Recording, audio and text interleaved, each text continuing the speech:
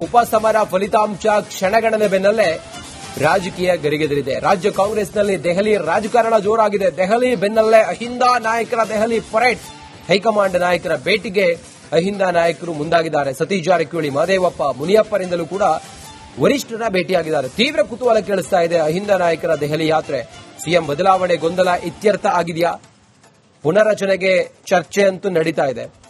ಎಲ್ಲವನ್ನೂ ಕೂಡ ಹೈಕಮಾಂಡ್ ನಾಯಕರೇ ತೀರ್ಮಾನ ಮಾಡಬೇಕಾಗಿರೋದ್ರಿಂದಾಗಿ ಈಗ ಎಲ್ಲ ರಾಜಕೀಯವಾದಂತಹ ಎಲ್ಲ ಚರ್ಚೆಗಳು ಕೂಡ ಹೈಕಮಾಂಡ್ ಮಟ್ಟದಲ್ಲೇ ಇದಾವೆ. ಹೈಕಮಾಂಡ್ ಮಾಡಿದ್ರೆ ಆಯ್ತು, ಇಲ್ಲ ಅಂತ ಹೇಳಿದ್ರೆ ಇದು ಹಿಂಗೆ ಮುಂದುವರಿಯುತ್ತೆ. 2.5 ವರ್ಷ ಇರುವಾಗ, ಅಂದ್ರೆ ಸಿದ್ದರಾಮಯ್ಯ ಸರ್ಕಾರ ಅಧಿಕಾರಕ್ಕೆ ಬಂದು 2.5 ವರ್ಷ ಆದ ನಂತರ ಈ ಎಲ್ಲ ನಾಯಕತ್ವದ ವಿಚಾರ ಚರ್ಚೆ ಆಗುತ್ತೆ.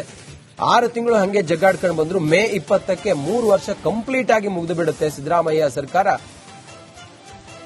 ರಾಜ್ಯದಲ್ಲಿ ಅಧಿಕಾರಕ್ಕೆ ಬಂದು ಸಿದ್ದರಾಮಯ್ಯವರೇ ಮುಖ್ಯಮಂತ್ರಿ ಆಗಿದ್ದು ಮೇ 20ನೇ ತಾರೀಕಿಗೆ. 15ನೇ ತಾರೀಕಿಗೆ ಕ್ರಾಂತಿ ಆಗತ್ತೆ ಅಂತೇಳಿ ಹೇಳ್ತಾ ಇದ್ದಾರೆ. ಮೇ 15ಕ್ಕೆ ಏನು ಕ್ರಾಂತಿನೋ ಏನು ಭ್ರಾಂತಿನೋ. ಕೆಲ ನಾಯಕರುಗಳು ಹೈಕಮಾಂಡ್ ಮಟ್ಟದಲ್ಲಿ ಈಗ ಲಾಬಿ ಕೂಡ ಶುರು ಮಾಡಿದಾರಂತೆ. ಸಚಿವ ಸಂಪುಟ ಪುನರ್ರಚನೆ ಆದ್ರೆ ನಮ್ಮನ್ನ ಪರಿಗಣಿಸಿ ಅಂತ ಹೇಳಿ.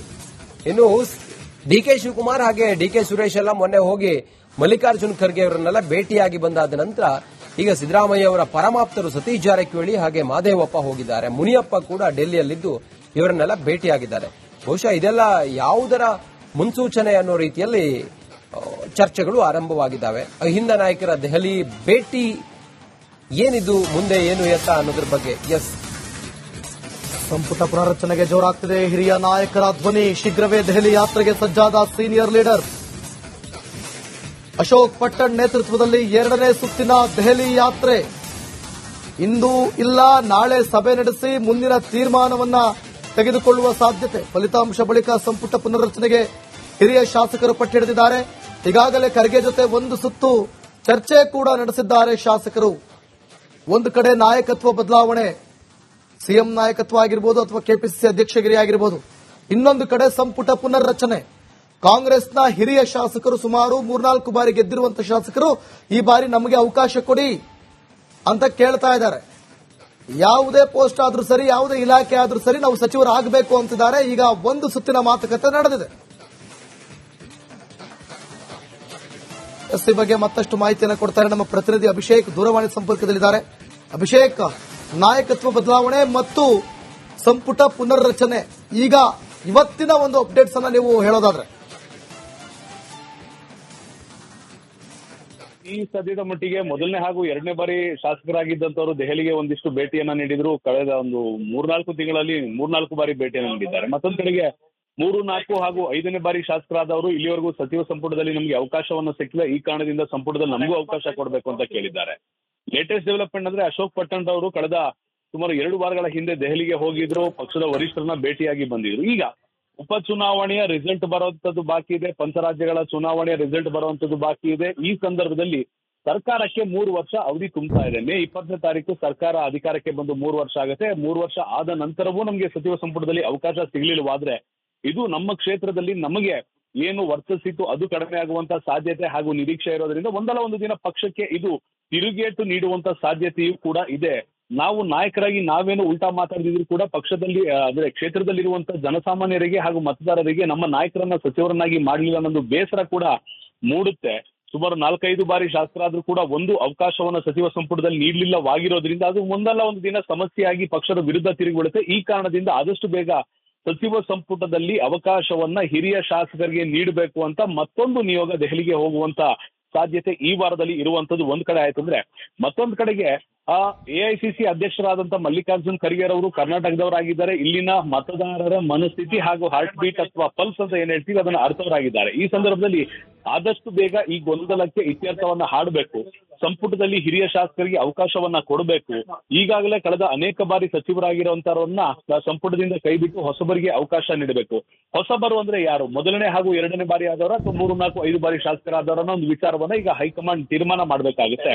ಮತ್ತೊಂದು ಕಡೆಗೆ ಈಗಿರುವಂತ ಬಿಕ್ಕಟ್ಟು, ನಾಯಕತ್ವ ಬದಲಾವಣೆಯ ಬಿಕ್ಕಟ್ಟಿನಿಂದ ಯಾವೆಲ್ಲ ಸಮಸ್ಯೆ ಆಗ್ತಿದೆ ಅಂತ ಈಗಾಗಲೇ ನೋಡಿದ್ದೇವೆ.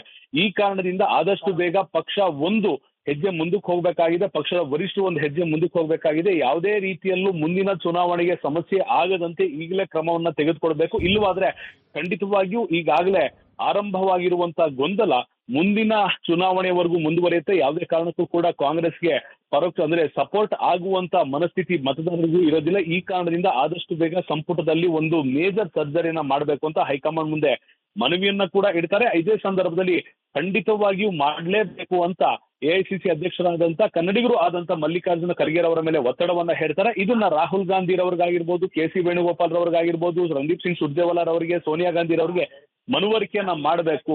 ದಕ್ಷಿಣ ರಾಜ್ಯಗಳ ಪೈಕಿ ಅತಿ ದೊಡ್ಡ ರಾಜ್ಯ ಕರ್ನಾಟಕ ಆಗಿದ್ದು ಇಲ್ಲಿ ಕಾಂಗ್ರೆಸ್ ಈಗ ಅಧಿಕಾರದಲ್ಲಿದೆ.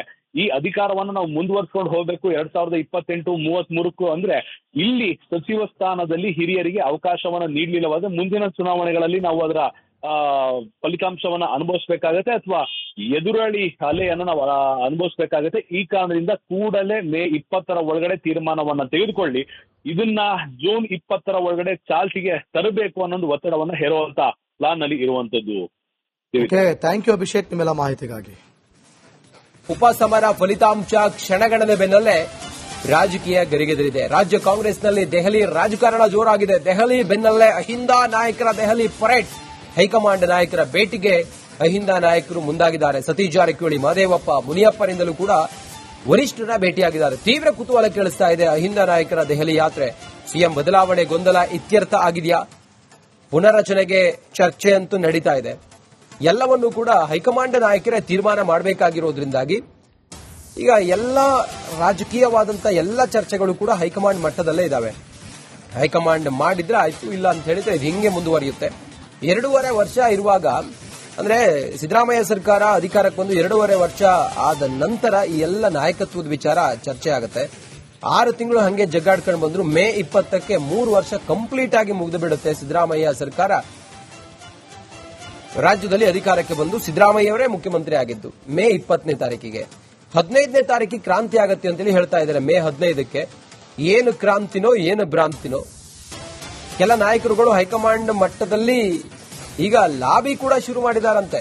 ಸಚಿವ ಸಂಪುಟ ಪುನರ್ರಚನೆ ಆದ್ರೆ ನಮ್ಮನ್ನ ಪರಿಗಣಿಸಿ ಅಂತೇಳಿ.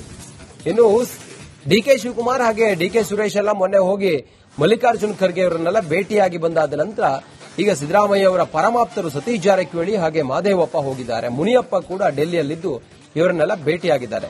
ಬಹುಶಃ ಇದೆಲ್ಲ ಯಾವುದರ ಮುನ್ಸೂಚನೆ ಅನ್ನೋ ರೀತಿಯಲ್ಲಿ ಚರ್ಚೆಗಳು ಆರಂಭವಾಗಿದ್ದಾವೆ. ಅಹಿಂದ ನಾಯಕರ ದೆಹಲಿ ಭೇಟಿ ಏನಿದು, ಮುಂದೆ ಏನು ಎತ್ತ ಅನ್ನೋದ್ರ ಬಗ್ಗೆ. ಎಸ್, ಸಂಪುಟ ಪುನರ್ರಚನೆಗೆ ಜೋರಾಗ್ತಿದೆ. ಹಿರಿಯ ನಾಯಕರ ಧ್ವನಿ. ಶೀಘ್ರವೇ ದೆಹಲಿ ಯಾತ್ರೆಗೆ ಸಜ್ಜಾದ ಸೀನಿಯರ್ ಲೀಡರ್ ಅಶೋಕ್ ಪಟ್ಟಣ್ ನೇತೃತ್ವದಲ್ಲಿ 2ನೇ ಸುತ್ತಿನ ದೆಹಲಿ ಯಾತ್ರೆ. ಇಂದು ಇಲ್ಲ ನಾಳೆ ಸಭೆ ನಡೆಸಿ ಮುಂದಿನ ತೀರ್ಮಾನವನ್ನ ತೆಗೆದುಕೊಳ್ಳುವ ಸಾಧ್ಯತೆ. ಫಲಿತಾಂಶ ಬಳಿಕ ಸಂಪುಟ ಪುನರ್ರಚನೆಗೆ ಹಿರಿಯ ಶಾಸಕರು ಪಟ್ಟಿಡಿದಿದ್ದಾರೆ. ಈಗಾಗಲೇ ಖರ್ಗೆ ಜೊತೆ ಒಂದು ಸುತ್ತು ಚರ್ಚೆ ಕೂಡ ನಡೆಸಿದ್ದಾರೆ ಶಾಸಕರು. ಒಂದು ಕಡೆ ನಾಯಕತ್ವ ಬದಲಾವಣೆ, ಸಿಎಂ ನಾಯಕತ್ವ ಆಗಿರಬಹುದು ಅಥವಾ ಕೆಪಿಸಿಸಿ ಅಧ್ಯಕ್ಷಗಿರಿ ಆಗಿರಬಹುದು. ಇನ್ನೊಂದು ಕಡೆ ಸಂಪುಟ ಪುನರ್ರಚನೆ. ಕಾಂಗ್ರೆಸ್ನ ಹಿರಿಯ ಶಾಸಕರು ಸುಮಾರು 3-4 ಬಾರಿ ಗೆದ್ದಿರುವಂತಹ ಶಾಸಕರು ಈ ಬಾರಿ ನಮಗೆ ಅವಕಾಶ ಕೊಡಿ ಅಂತ ಕೇಳ್ತಾ ಇದ್ದಾರೆ. ಯಾವುದೇ ಪೋಸ್ಟ್ ಆದ್ರೂ ಸರಿ, ಯಾವುದೇ ಇಲಾಖೆ ಆದ್ರೂ ಸರಿ, ನಾವು ಸಚಿವರಾಗಬೇಕು ಅಂತಿದ್ದಾರೆ. ಈಗ ಒಂದು ಸುತ್ತಿನ ಮಾತುಕತೆ ನಡೆದಿದೆ. ಈ ಬಗ್ಗೆ ಮತ್ತಷ್ಟು ಮಾಹಿತಿಯನ್ನು ಕೊಡ್ತಾರೆ ನಮ್ಮ ಪ್ರತಿನಿಧಿ ಅಭಿಷೇಕ್, ದೂರವಾಣಿ ಸಂಪರ್ಕದಲ್ಲಿದ್ದಾರೆ. ಅಭಿಷೇಕ್, ನಾಯಕತ್ವ ಬದಲಾವಣೆ ಮತ್ತು ಸಂಪುಟ ಪುನರ್ರಚನೆ, ಈಗ ಇವತ್ತಿನ ಒಂದು ಅಪ್ಡೇಟ್ಸ್ ಅನ್ನ ನೀವು ಹೇಳೋದಾದ್ರೆ. ಈ ಸದ್ಯದ ಮಟ್ಟಿಗೆ ಮೊದಲನೇ ಹಾಗೂ 2ನೇ ಬಾರಿ ಶಾಸಕರಾಗಿದ್ದಂತವರು ದೆಹಲಿಗೆ ಒಂದಿಷ್ಟು ಭೇಟಿಯನ್ನ ನೀಡಿದ್ರು. ಕಳೆದ ಒಂದು 3-4 ತಿಂಗಳಲ್ಲಿ 3-4 ಬಾರಿ ಭೇಟಿಯನ್ನ ನೀಡಿದ್ದಾರೆ. ಮತ್ತೊಂದು ಕಡೆಗೆ 3, 4 ಹಾಗೂ 5ನೇ ಬಾರಿ ಶಾಸಕರಾದವರು ಇಲ್ಲಿವರೆಗೂ ಸಚಿವ ಸಂಪುಟದಲ್ಲಿ ನಮಗೆ ಅವಕಾಶವನ್ನು ಸಿಕ್ಕಿಲ್ಲ. ಈ ಕಾರಣದಿಂದ ಸಂಪುಟದಲ್ಲಿ ನಮಗೂ ಅವಕಾಶ ಕೊಡಬೇಕು ಅಂತ ಕೇಳಿದ್ದಾರೆ. ಲೇಟೆಸ್ಟ್ ಡೆವಲಪ್ಮೆಂಟ್ ಅಂದ್ರೆ ಅಶೋಕ್ ಪಟ್ಟಣ್ ಅವರು ಕಳೆದ ಸುಮಾರು 2 ವಾರಗಳ ಹಿಂದೆ ದೆಹಲಿಗೆ ಹೋಗಿದ್ರು. ಪಕ್ಷದ ವರಿಷ್ಠರನ್ನ ಭೇಟಿಯಾಗಿ ಬಂದಿದ್ರು. ಈಗ ಉಪಚುನಾವಣೆಯ ರಿಸಲ್ಟ್ ಬರುವಂತದ್ದು ಬಾಕಿ ಇದೆ. ಪಂಚರಾಜ್ಯಗಳ ಚುನಾವಣೆಯ ರಿಸಲ್ಟ್ ಬರುವಂತದ್ದು ಬಾಕಿ ಇದೆ. ಈ ಸಂದರ್ಭದಲ್ಲಿ ಸರ್ಕಾರಕ್ಕೆ 3 ವರ್ಷ ಅವಧಿ ತುಂಬುತ್ತಾ ಇದೆ. ಮೇ 20ನೇ ತಾರೀಕು ಸರ್ಕಾರ ಅಧಿಕಾರಕ್ಕೆ ಬಂದು 3 ವರ್ಷ ಆಗುತ್ತೆ. 3 ವರ್ಷ ಆದ ನಂತರವೂ ನಮಗೆ ಸಚಿವ ಸಂಪುಟದಲ್ಲಿ ಅವಕಾಶ ಸಿಗಲಿಲ್ಲವಾದ್ರೆ ಇದು ನಮ್ಮ ಕ್ಷೇತ್ರದಲ್ಲಿ ನಮಗೆ ಏನು ವರ್ತಿಸಿತ್ತು ಅದು ಕಡಿಮೆ ಆಗುವಂತ ಸಾಧ್ಯತೆ ಹಾಗೂ ನಿರೀಕ್ಷೆ ಇರೋದ್ರಿಂದ ಒಂದಲ್ಲ ಒಂದು ದಿನ ಪಕ್ಷಕ್ಕೆ ಇದು ತಿರುಗೇಟು ನೀಡುವಂತ ಸಾಧ್ಯತೆಯೂ ಕೂಡ ಇದೆ. ನಾವು ನಾಯಕರಾಗಿ ನಾವೇನು ಉಲ್ಟಾ ಮಾತಾಡಿದ್ರು ಕೂಡ ಪಕ್ಷದಲ್ಲಿ ಅಂದ್ರೆ ಕ್ಷೇತ್ರದಲ್ಲಿರುವಂತಹ ಜನಸಾಮಾನ್ಯರಿಗೆ ಹಾಗೂ ಮತದಾರರಿಗೆ ನಮ್ಮ ನಾಯಕರನ್ನ ಸಚಿವರನ್ನಾಗಿ ಮಾಡಲಿಲ್ಲ ಅನ್ನೋದು ಬೇಸರ ಕೂಡ ಮೂಡುತ್ತೆ. ಸುಮಾರು 4-5 ಬಾರಿ ಶಾಸಕರಾದ್ರೂ ಕೂಡ ಒಂದು ಅವಕಾಶವನ್ನ ಸಚಿವ ಸಂಪುಟದಲ್ಲಿ ನೀಡಲಿಲ್ಲವಾಗಿರೋದ್ರಿಂದ ಅದು ಒಂದಲ್ಲ ಒಂದು ದಿನ ಸಮಸ್ಯೆಯಾಗಿ ಪಕ್ಷದ ವಿರುದ್ಧ ತಿರುಗಿಬಿಡುತ್ತೆ. ಈ ಕಾರಣದಿಂದ ಆದಷ್ಟು ಬೇಗ ಸಚಿವ ಸಂಪುಟದಲ್ಲಿ ಅವಕಾಶವನ್ನ ಹಿರಿಯ ಶಾಸಕರಿಗೆ ನೀಡಬೇಕು ಅಂತ ಮತ್ತೊಂದು ನಿಯೋಗ ದೆಹಲಿಗೆ ಹೋಗುವಂತ ಸಾಧ್ಯತೆ ಈ ವಾರದಲ್ಲಿ ಇರುವಂತದ್ದು ಒಂದ್ ಕಡೆ ಆಯ್ತು ಅಂದ್ರೆ, ಮತ್ತೊಂದ್ ಕಡೆಗೆ ಎಐಸಿಸಿ ಅಧ್ಯಕ್ಷರಾದಂತ ಮಲ್ಲಿಕಾರ್ಜುನ್ ಖರ್ಗೆ ಅವರು ಕರ್ನಾಟಕದವರಾಗಿದ್ದಾರೆ. ಇಲ್ಲಿನ ಮತದಾರರ ಮನಸ್ಥಿತಿ ಹಾಗೂ ಹಾರ್ಟ್ ಬೀಟ್ ಅಥವಾ ಪಲ್ಸ್ ಅಂತ ಏನ್ ಹೇಳ್ತೀವಿ ಅದನ್ನ ಅರ್ಥವರಾಗಿದ್ದಾರೆ. ಈ ಸಂದರ್ಭದಲ್ಲಿ ಆದಷ್ಟು ಬೇಗ ಈ ಗೊಂದಲಕ್ಕೆ ಇತ್ಯರ್ಥವನ್ನ ಹಾಡಬೇಕು, ಸಂಪುಟದಲ್ಲಿ ಹಿರಿಯ ಶಾಸಕರಿಗೆ ಅವಕಾಶವನ್ನ ಕೊಡಬೇಕು. ಈಗಾಗಲೇ ಕಳೆದ ಅನೇಕ ಬಾರಿ ಸಚಿವರಾಗಿರುವಂತವರನ್ನ ಸಂಪುಟದಿಂದ ಕೈಬಿಟ್ಟು ಹೊಸಬರಿಗೆ ಅವಕಾಶ ನೀಡಬೇಕು.